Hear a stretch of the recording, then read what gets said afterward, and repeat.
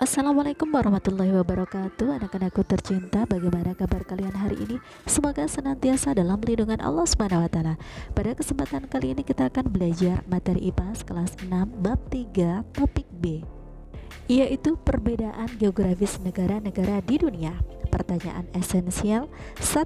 Apa saja yang mempengaruhi kondisi geografis suatu negara? 2. Apa saja bentang alam yang populer di dunia? 3. Bagaimana kondisi geografis menentukan karakteristik dan perkembangan suatu negara? Yuk kita simak penjelasan berikut ini. Letak geografis ditentukan oleh letak astronomis, geologis, fisiografis, dan sosial budaya. Letak geografis suatu negara memiliki pengaruh. Misalnya, pengaruh letak geografis Indonesia yaitu keberagaman budaya. Ada 2 musim di Indonesia, letak yang sangat strategis, ada banyak jenis ikan, rawan terjadi bencana, dan sumber daya alam yang melimpah. Cara memanfaatkan kondisi geografis yang dimiliki, misalnya Indonesia kaya akan sumber daya alamnya yang dapat digunakan sebagai bahan makanan, obat, minuman. Selain itu, kondisi alam di Indonesia yang indah dapat dimanfaatkan sebagai tempat wisata. Wilayah perairan berpotensi menghasilkan ikan, lokasi di area padat penduduk di pinggir jalan dekat dengan fasilitas umum dapat dijadikan tempat berdagang. Dan masih banyak contoh lainnya. Di dunia ada penampakan alam yang sangat populer, di antaranya Gunung Everest di Nepal, Sungai Nil di Mesir, Grand Canyon di Amerika Serikat, Amazon Rainforest di Amerika Selatan, dan Aurora Borealis di Kutub Utara, yaitu merupakan fenomena alam yang mempesona terjadi ketika partikel matahari bertabrakan dengan atmosfer bumi. Cahaya yang dipancarkan menciptakan warna-warni di langit malam. Kondisi geografis menentukan karakteristik suatu negara. Contoh, negara-negara yang memiliki sumber daya alam yang melimpah dapat mengembangkan industri berbasis sumber daya alam tersebut. Negara dengan iklim yang baik dan tanah subur seperti Indonesia dapat mengembangkan sektor pertanian, sehingga karakteristik sebagai negara agraris sangat melekat bagi Indonesia. Nah anak-anak, mari kita melakukan kegiatan refleksi dengan menjawab pertanyaan berikut ini. Pertanyaan pertama, apa yang mempengaruhi perbedaan kondisi geografis di setiap benua? Ya, kalian benar. Yang mempengaruhi perbedaan geografis di setiap benua adalah iklim, letak astronomis, geologis, sosial budaya, pergerakan lempeng bumi, serta pertumbuhan manusia. Pertanyaan kedua, apa dampak atau pengaruh dari perbedaan kondisi geografis tersebut? Ya, perbedaan kondisi geografis menimbulkan perbedaan adat istiadat, budaya, musim, jenis hewan dan tumbuhan, kehidupan sosial, dan pariwisata. Nah, dari bentang alam populer yang sekarang sudah kalian ketahui, mana yang paling menarik atau membuat kalian penasaran atau ingin dikunjungi? Mengapa? Pertanyaan keempat, manakah negara yang memiliki kondisi geografis paling berbeda dengan negara kita? Ya, tentu saja adalah negara-negara yang memiliki 4 musim. Selanjutnya, lihatlah kondisi geografis di tempat tinggal kalian. Pasti ada banyak perbedaan antara kondisi geografis yang tadi kalian pelajari dengan tempat tinggal kalian saat ini.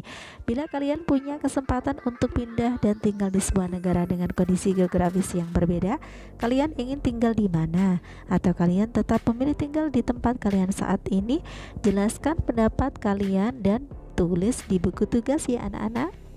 Mari belajar lebih lanjut. Terusan Panama dan terusan Suez penyambung perdagangan.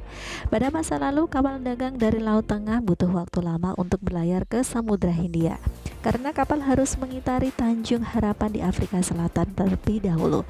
Di bawah komando Napoleon Bonaparte, akhirnya Prancis berinisiatif membangun sebuah terusan atau kanal.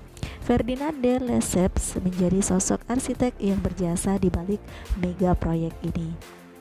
Terusan yang dibangun rencananya menghubungkan Laut Merah dan Laut Tengah untuk mempercepat waktu tempuh sehingga dapat menguntungkan para pedagang. Terusan yang dibangun itu bernama Terusan Suez. Gini usianya sudah lebih dari 100 tahun dan sangat membantu proses perdagangan banyak negara. Tetapi tak banyak yang tahu bahwa untuk membangun terusan ini dibutuhkan tenaga kerja yang besar. Pemerintah menerapkan sistem kerja paksa dengan upah minimal dan ancaman kekerasan. Di akhir 1861, pembangunan terusan Suez dimulai dengan puluhan ribu petani menggali Bagian awal kanal dengan tangan dan peralatan seadanya. Karena perkembangan sangat lambat dan memakan banyak korban, pembangunan pun dilanjutkan menggunakan kapal keruk bertenaga uap dan batu bara.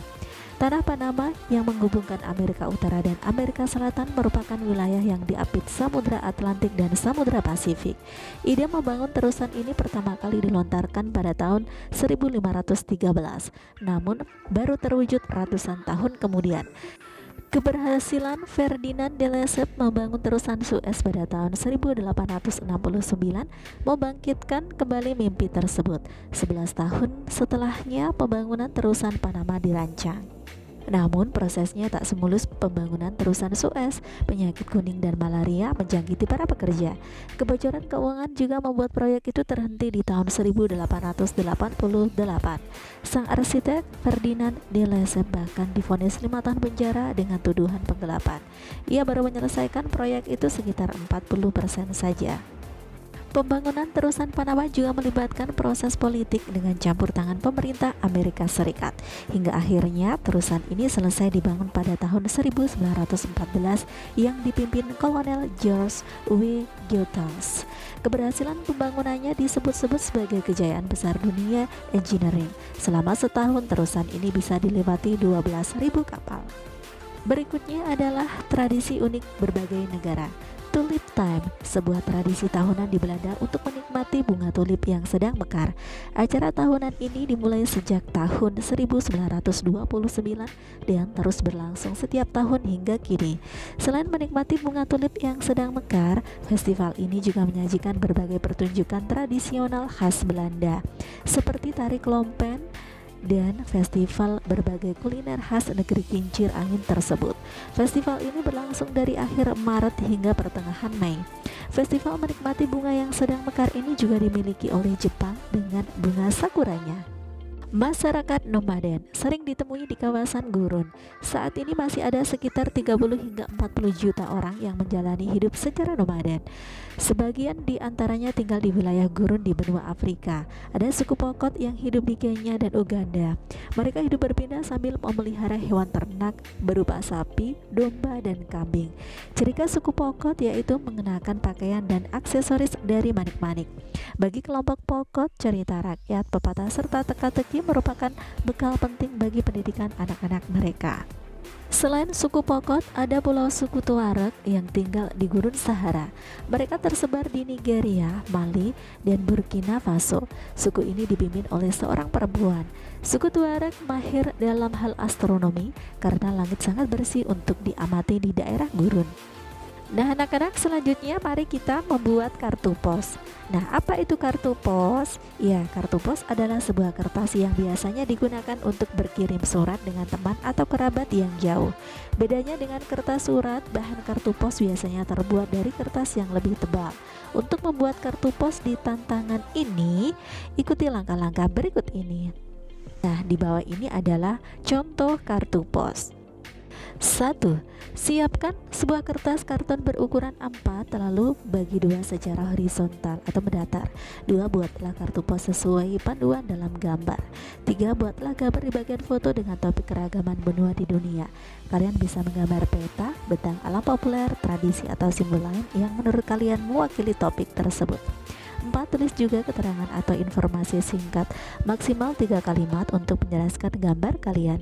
5. Bila memungkinkan, guru akan mengajak kalian ke kantor pos terdekat untuk mengirimkannya kepada teman sebaya di sekolah lain.